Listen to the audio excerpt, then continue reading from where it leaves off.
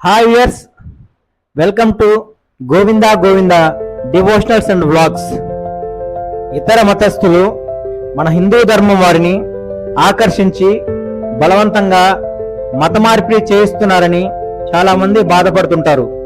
అయితే ఈ విషయంలో ఎవరి తప్పు?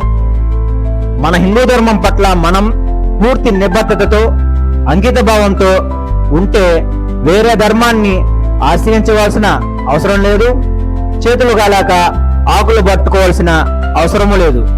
భగవద్గీతలో పరమాత్ముడు ఒక మాట చెబుతాడు, నీవు జన్మించినప్పుడు ఏ ధర్మం అయితే నీకు ప్రాప్తిస్తుందో అదే ధర్మం నీ స్వధర్మం అవుతుంది. దాన్ని నువ్వు తప్పక ఆచరించాలి, అది నీకు ముక్తిని కలిగిస్తుందని పలికాడు. అంతేగాని పరధర్మం ఆచరణకు సులభంగా ఉందని స్వధర్మాన్ని ద్వేషించకూడదు, విడవకూడదు. కొత్త వింత పాత రోత అనే పోకడ ధర్మాచరణకు వర్తిస్తుంది.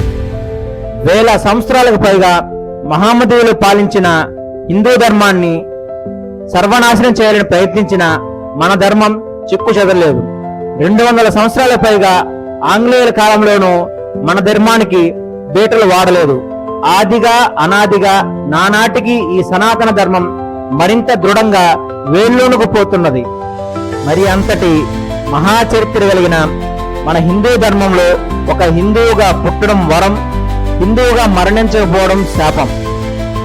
మన ధర్మాన్ని ముందుగా మనం విశ్వసించాలి, ఆచరించాలి, రాబోయే తరాలకి బాటలు వేయాలి.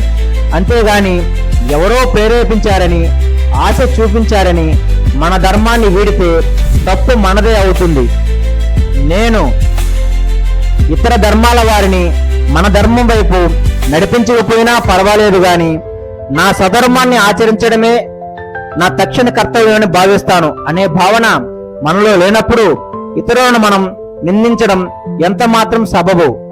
ఈ భావనే గనక ప్రతి ఒక్క హిందూ ధర్మ సేవకులలో ఉంటే వేరెవరు మన వైపు గాని మన ధర్మం వైపు గాని కన్నెత్తి కూడా చూడరు, దరిదాపులు కూడా రారు. మనల్ని మనమే విశ్లేషించుకొని మన ధర్మాన్ని శత్రువులం మనం కాకూడదనే ఎరుకొనగలిగి, నేను మారితే నా ధర్మం కనుమరుగవుతుంది, నేను మారకుంటే నా ధర్మాన్ని కలకాలం నిలబెట్టిన వాడవుతాను అనే సత్యాన్ని ప్రతి ఒక్కరూ గుర్తించాలి. సర్వం శ్రీ గోవిందార్పణమస్తు. సర్వే జన సుఖినో భవంతు. హరి ఓం తత్సత్.